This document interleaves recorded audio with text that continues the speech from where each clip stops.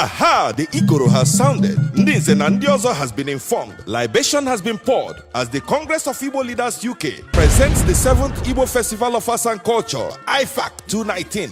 On the 13th of July 2019, venue Bonona Charlton Park, London SE7 8HX. This year's festival promises to be the best. We shall display the rich culture and tradition of Igbo people, dance and drama, traditional wrestling, display of cultural artifacts. Anyị na-akpọku ndị Igbo niile, ndị enyi anyị na ikwu na ibe, ka unu pụta n'ụbọchị Igbo Day bụ ụbọchị ndị Igbo na United Kingdom. Bịa were anyị unu nene mmanwụ. Ụbọchị ọ ga-akpọtụ bụ na 13th of July 2019. Ebe ọ ga na-akpọtụ bụ na Charlton Park, Greenwich, London. SE7 8HX. Mmemme a ga-amalite site n'elekere anyị 11 nke ụtụtụ ma kwụsịkwa n'elekere anyị 8 nke mgbede. O rugokwanụ n'omume ewo n'ụwa m ọzọ aga m abụrịrị onye Igbo. Nwanne m ama m n'otu a ka ọ dị n'ebe ị nọ. Isi na Igbo onye Igbo amụsili gị ike. Igbo na-eme ọfụma, Igbo na-edozi obodo. Ngwa bịa ka ịfụ